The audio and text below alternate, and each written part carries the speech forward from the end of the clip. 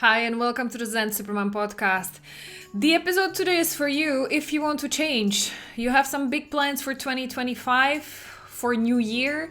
There is something you want to change about yourself, and be it either in your personal life, in your family life. Maybe you want to start becoming the calm, happy mom. You want to stop yelling at your kids. Maybe it's about your physical health or appearance. You want to get in shape and lose some weight. It might be your work. Maybe after spending years with your kids, you want to learn some new skills and get in shape from the work professional perspective so that you get a better job. Whatever it is, you might be standing now in front of this like a huge mountain of expectations and like this big thing to accomplish next year. And you're feeling like, oh my goodness, how am I going to do it? Because all the New Year resolutions, everything I wished would be different last year when I did this 365 days ago, something similar, it all felt flat. And you felt like, well, I'm a failure, I can never make it work, and maybe it works for a few days, and then I just go back to the old ways, or maybe even worse because I'm frustrated and none of it is working and I'm trying so hard, spending so much energy, time, and money, and nothing is working. So maybe it's me, I'm broken, and I can never get fixed, and maybe I should just give up and don't write down any New Year resolution this year. And it's like this whirlwind of all of these judgmental thoughts, and on one hand hoping if I just push hard enough I can make it, and then there's this judging voice saying nah, it's not going to work again. Well, how to stop all of this madness? How to do it not better, bigger, more, but actually smarter this year. Let's do some digging, shall we? So that whatever New Year resolutions you have this time around, you're going to stick with it. How about that? If you're interested, well, take my invitation. Join me on this podcast episode. Hi, I'm Elena, and I'm a mommy tantrum specialist because I used to be specialist at yelling at my daughter daily. Now, 6 years fast forward, me and my team help busy, loving moms stop yelling, start setting healthy boundaries with natural consequences while staying calm so that the kids listen more. And one day when you look back at their childhood pictures, you will be able to feel at peace and happy with what a wonderful job you did. So that's what we do in this Zen Superman podcast, helping you find out why none of these parenting techniques, not even anger therapy and counseling, is ever going to help you get there. You need to understand the root. Where is all of your uncontrollable anger coming from? That's what this podcast is about. So, welcome to the Zen Superman podcast.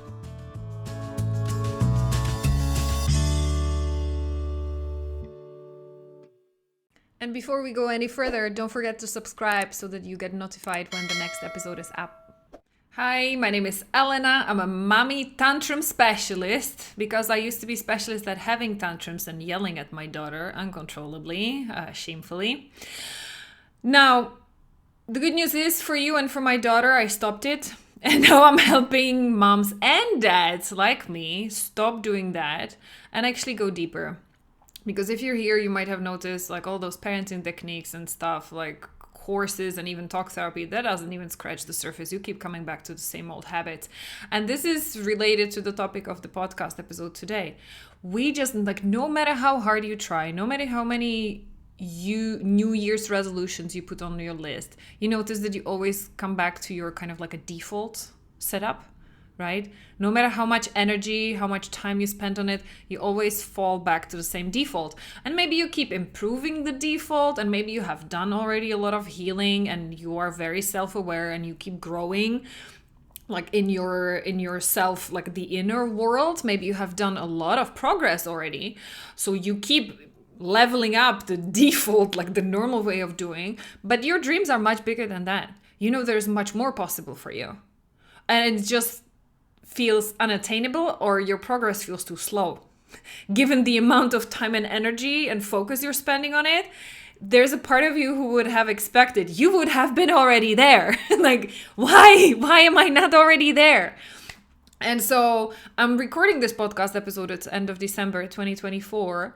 And this is a pattern duh, you would have already noticed. It's not just for you, it's happening for everybody. Every year, the sales of sports equipment and sports clothes and nutritional supplements and diet programs and everything, it goes up at this time of the year. And then usually latest by the beginning of February, everybody falls flat on their face again. Why? And what if there was a smarter way to do that? So that you would stop doing this like a huge push and then, no, I'm exhausted, it's not working, I get, and then fall flat again, right? What if there was a smarter way? Because there is. That's why we are talking. That's the whole podcast episode. That's what's going to be about, right? So first thing I want you to realize, what is the area? Let's get to work now, okay? What is the area of your life that you're currently the most frustrated about and that you feel like not good enough in that aspect of your life? What is it? If you had to pick one, like if your brain just gave you 10, say thank you, but no thank you, give me one. The one that if you fixed it, quote unquote, if you felt more progress in it, it would give you the most peace. What is that one area of your life? Okay, got it? Otherwise pause if you need more time. And then when you get it, what is the outcome that you would want? In a world where anything is possible, genie in a bottle kind of situation, what is it that you would wish to have? Okay. Don't worry, it's okay to daydream a little bit. There's like the sky is the limit. And also, don't worry, I'm not going to give you here like pretend that I have a formula abracadabra and 1, 2, 3 by the end of the year you're going to have it. No, that's not where we are going. Sorry. But get it. What would be the dream? If you could have anything in this area of your life, what would you want? Okay, take your time. And then once you have it, this is first ninja shift already. How do you think it would make you feel having it already? Okay, so imagine it's next year, this time, 365 days later, you got it. You have it. You be it, you are it, whatever the change was, it's done. It's done. How are you feeling? How do you expect it's going to make you feel? Because this is the thing you're after. Yeah? And you can even test it with me. Like, this is the reason why, like, so many people, even if after they win a lottery, even there are so many people who are wishing, like, I wish I had more money. Well, what is it? More money. Like, how much money would be enough for you? How much money would you want then? And then how do you think that's going to make you feel? What is the feeling you're after? Because I can tell you, there's so many people who win the lottery and they are still not feeling what they wanted to feel. It was not the money. And they lost the money. They wasted the money. The money disappeared and they plunged into a deeper, like, emotional black hole. There's so many cases documented by that. It's so fascinating for me to see. It's not about you living your dream life. Kind of like, because that's what we think, like, I'll be happy when I can feel good enough about myself, when I will have, do, or be this. And if that will be the next step, unless you clean up what's preventing you from feeling that already now, you will keep falling back on your face. Okay? So I hope you noted down what are the feelings that you expect it's going to give you, the thing you want. And now we are going to do that shift. What is preventing you from feeling that right now? What is preventing you from feeling that way right now, before anything changes, before your outside world changes? Why not? Write it down. Because this is what we need to work on. Okay? And for some reason, money just came up because the lottery example. So let's see. If you want to get more money, and how you would expect it to, that's how I remember it, like how I used to feel. I wanted more money because it would make me feel safe. It didn't feel safe to be out of money. Like when I left my corporate job, so there was no more big salary hitting my bank account every month, and I started my business, which was like the revenue. It didn't feel safe because I was like, what if I get sick? What if this happens? What if we have some additional expenses? What if we cannot pay it? We're going to end up homeless. So I wanted money to feel safe. And so then the question was, well, what prevents me from feeling safe right now? And when I was digging deep enough, I realized I didn't trust myself. I didn't trust myself enough to figure it out. That if it would come to that, if my business wouldn't generate enough money, that I would know what to do and how to kind of like save us and to stay afloat. I didn't trust my ability to problem solve. Okay? That's just one example for all. Okay? Example. Let me think of another example. You want to be a calm mom. Like, this is usually why people come to my podcast. You want to stop yelling at your kids. You want to become the calm, happy mom. Because again, what is the thing that you want on the other side of it? How do you expect it's going to make you feel? It's going to make you feel good enough. It's going to make you feel loved and appreciated for how much work you're doing. It's make you feel at peace that your kids are growing up into being like healthy, happy adults who get what they want. They feel safe with you. They feel safe around you to tell you all their secrets and their mistakes so that you can emotionally support them through it. And they don't have to suffer alone or lean on to some bad, toxic people who are going to abuse that. So if that's what you want, then what prevents you from feeling that way right now? What's preventing you from feeling good enough, mom, right now? Because it's not the fact that you're yelling. It's not the fact that you're losing your patience. It goes much deeper than that. And this is the next step of the exercise then. The thing that's blocking you, the thing that's stopping you, the thing that's not allowing you to feel that's what you want already now. That's what needs to be on your to-do list. That's what you need to sort out. Because no amount of, going off on the example that I shared, no amount of money on your bank account is ever going to make you feel safe. And I can say that from my own example. It was not about the amount of money, because there is always the next, well, what if? And what if that happens? What if that happens? It's never enough. People, like, you can look at the millionaires, billionaires, it's never enough for them if they are driven by fear. It's the same for a parenting example. It doesn't matter how many parenting courses, how many parenting books, how many years in talk therapy you spend. Because you will never feel good enough as a mom until you heal the reason why you're not feeling that way in the first place now. Because it's not about your kids. It's not about how many times you do yell or you do not yell.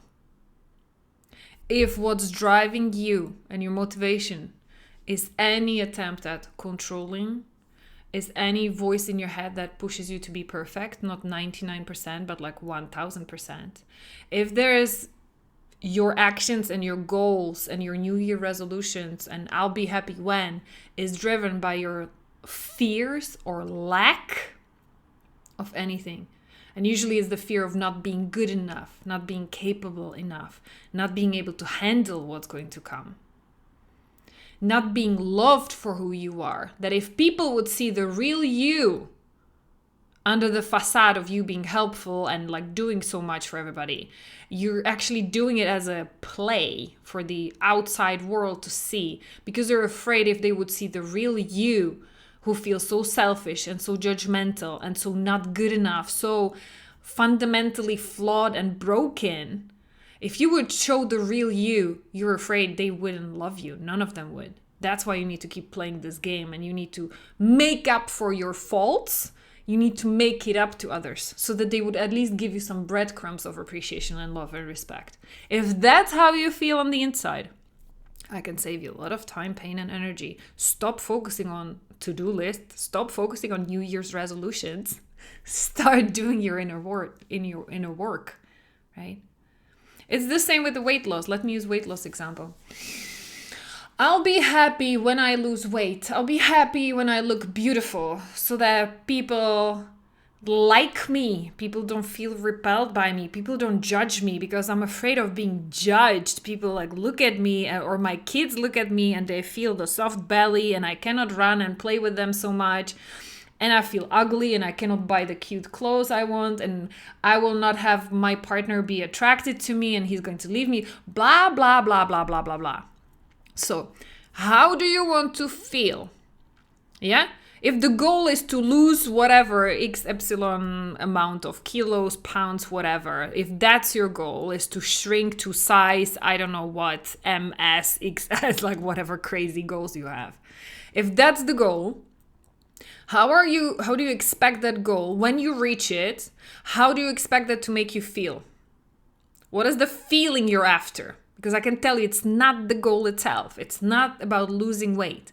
It's about how do you expect to feel when you are smaller, when you are more ripped, when there is more muscle than fat on your body. How do you expect it's going to make you feel? More self-confident? Better about yourself? Like you can go on the street, wear anything and not be afraid of being judged? What is it for you? Because this, again, ninja shift, what prevents you from feeling that way right now? What prevents you from being free of the fear of being judged? Because you see those haters online. There are people who are judging even the skinny girls because then, oh, you're too skinny or you're anorexic and then you should eat more. They're haters gonna hate, right? Like they are going to hate. You're not going to avoid the judgment by looking different.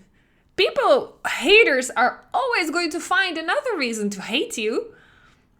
That's not the recipe. So if you're afraid of judgment, then again, your key work, rather than putting New Year's resolution, I'm going to work out, I'm going to do something with my hair, I'm going to go for Botox to get rid of my wrinkles just so that people don't judge me and they feel I'm beautiful.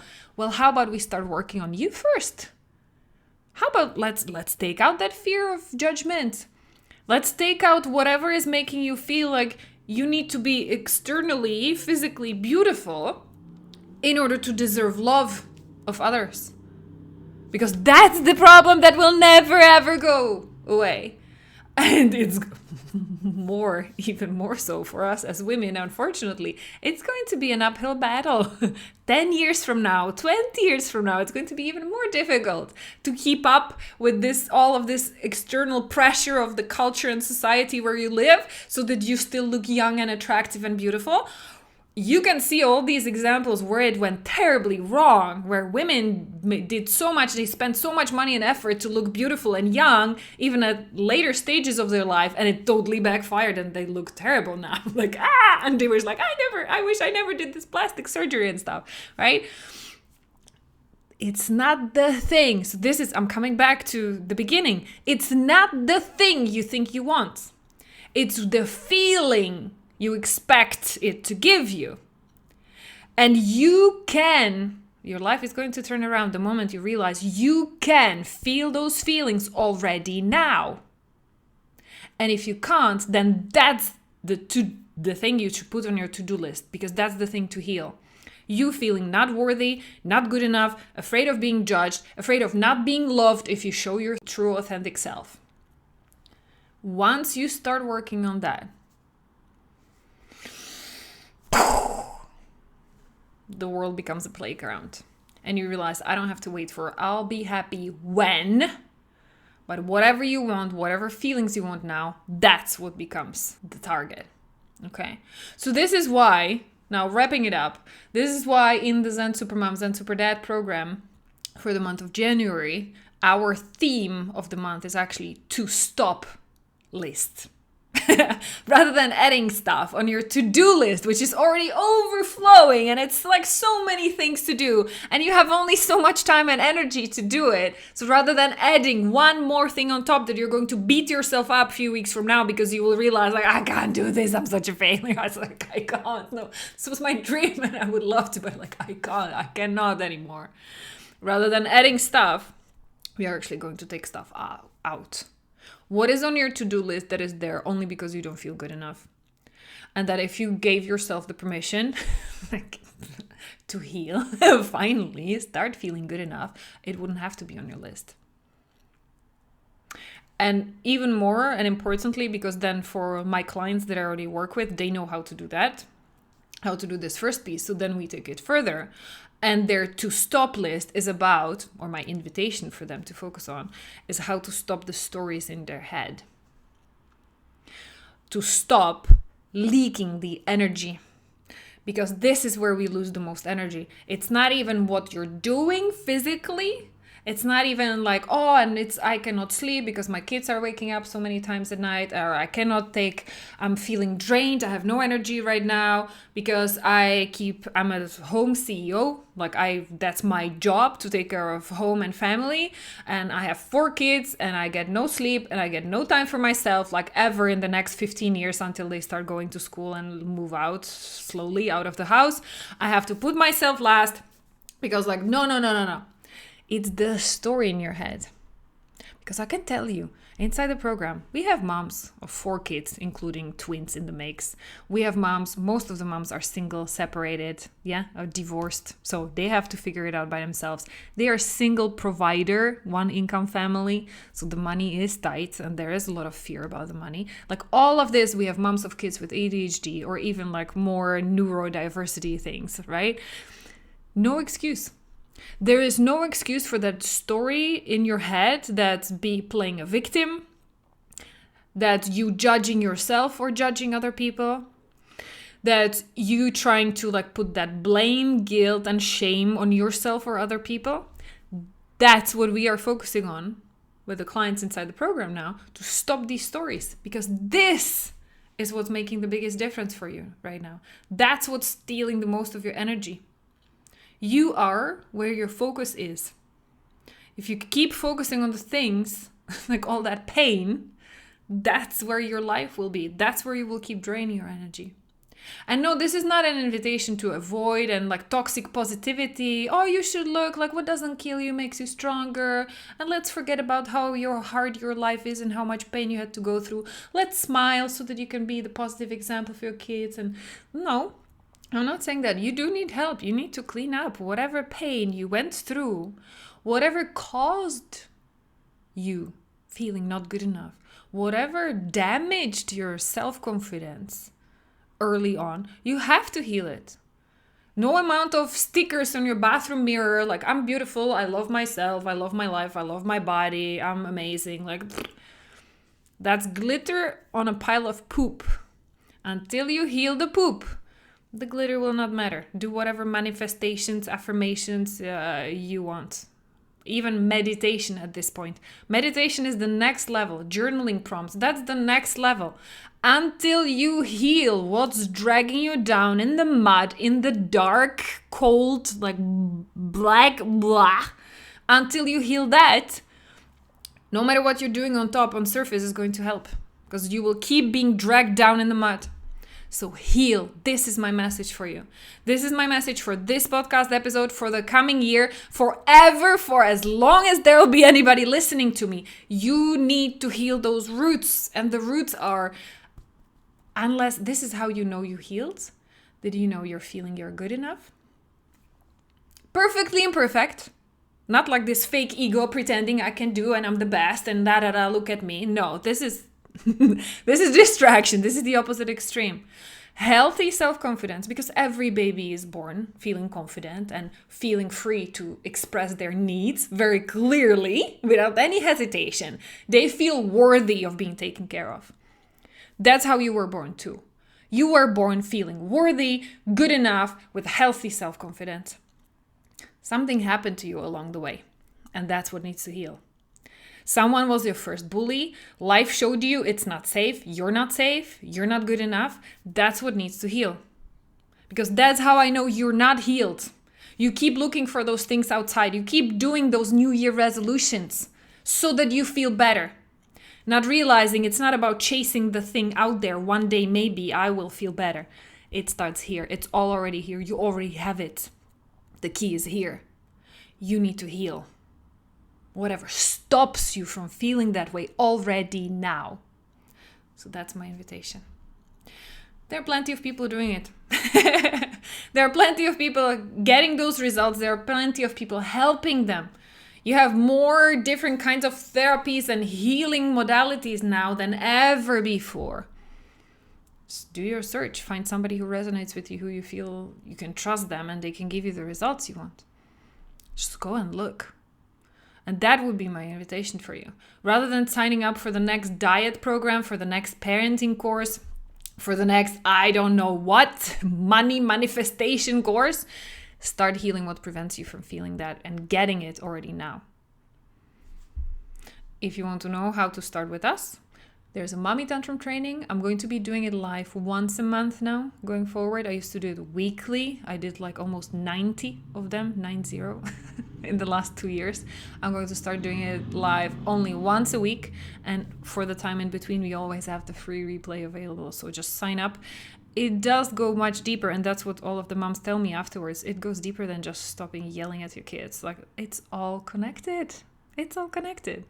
Everything that you want is on the other side of you cleaning up your childhood pain, because that's where it went wrong in the first place, even if you had a happy childhood. So if you want more explanations, more understanding, more theory, and then more practical like steps on how to do it, sign up for the Mommy Tantrum training. I'm going to see you there, or then I'm going to hear from you in one of your messages.